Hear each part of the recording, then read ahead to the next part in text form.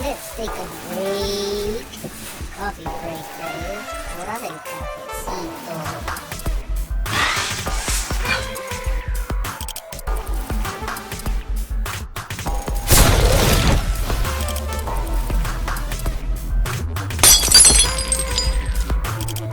Bienvenido and welcome. I'm glad you're able to join me on your coffee break. So grab yourself a hot cup of coffee and have a seat, and we'll get right into this. So on today's topic, we'll be looking at the 10 commitments of leadership. And these are 10 commitments that you're making to yourself to ensure that you become the best version of who you already are on your journey to becoming a great leader and showing your leadership capabilities to the world. So if you don't already have pen and paper, make sure that you do grab that real quick, or just save this video so you can jot those down at a later date. So let's just dive right into it. Number one, it's important that you find your voice, right? It's important that you clarify your personal values. What are the things that are important to you? You need to know where you want to go. You need to know where you're at so that you're able to achieve the goals that you want to achieve, right? That you've set for yourself, and that you're able to share your personal experiences, your personal knowledge, in order to get what you want at the end of the day, and that's to become the best possible leader that you can. So make sure that you are finding your voice, and that you completely understand what your personal values are, the things that you like, the things that you want.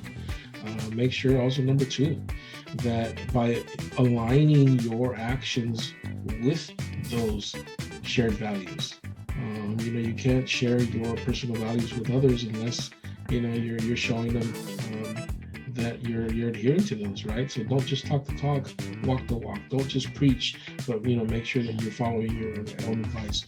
So always look to set the example by aligning your actions with your shared values. Number three, and it's always important to have a vision of where you want to go. So always, look to envision the future by imagining exciting and new opportunities. Always look to the possibilities, which is very important. And of course, you can't imagine those possibilities and be on your own on that journey. Number four is always, make sure that you enlist the help of others, because you can't get there on your own. No matter how small the task might be, you're going to need someone or something along the way. So, bring others on board that have, of course, a common vision. And shared aspirations, right? You want to bring people who are going to be an asset rather than a liability for the work that you're doing, right? Number five, always look for new ways to change, to grow, to improve, whether it's from within or from the perspective of the work that you're doing. So search for opportunities, and if those opportunities are knocking, make sure you open that door and take them up, and you'll be well on your way to expanding your horizons when it comes to building your network of support. Number six, make sure that you're taking a positive risk, and that's something that I call a positive risk, spelled with a PAZITIVE. So that you're constantly generating small wins and learning from your mistakes. So don't be afraid to experiment, right? Or take a positive risk. If it doesn't kill you or doesn't hurt others, then you're well on your way to generating those small wins and learning from your mistakes through the evaluation process.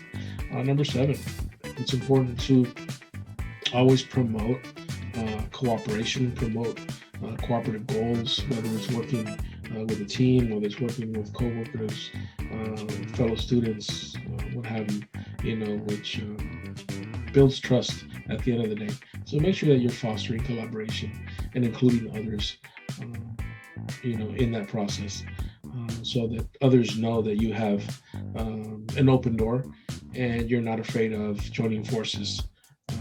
So a lot of times, rather than reinventing the wheel, it's important, just get on board with something that already exists. And along that journey, you will help to strengthen others. Don't be afraid to share your power. Don't be afraid to share your secrets, right? Your plans with others, because others will help you achieve your goals, and along that journey to achieving your goals, you're helping someone else to also learn from you, and learn from the process. Number 9, it's always very important to show this, and I have it, whether it's at the end of a meeting, or at the end of a project, or at the end of anything that I do, is showing appreciation. Show appreciation for the individuals, the groups, or the organizations that make your work possible.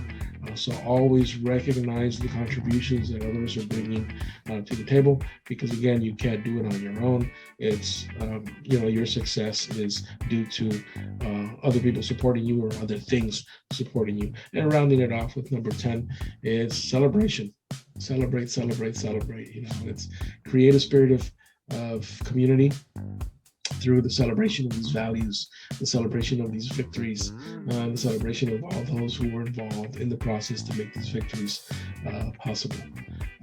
And these are 10 commitments that you're making towards becoming the best possible leader that you can. So just again, in summary, it's finding your voice, right? Clarifying your personal values, setting the example, envisioning the future, and those possibilities, bringing others on board, right? Enlisting others to help you get where you want to be. Always looking for those opportunities, or opening the doors yourself to those opportunities, and taking positive risks along that journey. And don't be afraid to try something new. And always, of course, look to foster collaboration. If it already exists, don't look to reinvent the wheel. Join forces with others or groups who are doing the same work, so that you can all reap the benefits. And along that journey, make sure that you're strengthening others, building others' capacity, of course, with those who are aligned with your vision. And in strengthening others, you're going to find yourself sharing power, sharing secrets, but you'll get there together rather than on your own. Recognizing contributions, always show appreciation for those who help you get there, whether it's an individual, it's a group, an organization. Make sure that you're recognizing those contributions to your work. And of course, always at the end of the day, celebrate the values and victories by creating that spirit of community, and bringing others into the stage to say, job well done, because remember, you didn't do it on your own. It was all part of the bigger picture. So these are 10 commitments of leadership that you need to be mindful of, so that you become the best version of who you already are, and so that you become better and better as you move forward. So that's it for today's coffee break. Make sure that you like, subscribe, hit that notification bell, and share this video. So get back to work or whatever it is that you are doing, and see you on the next coffee break. Should you want a workshop on this topic, feel free to get at me. Lates.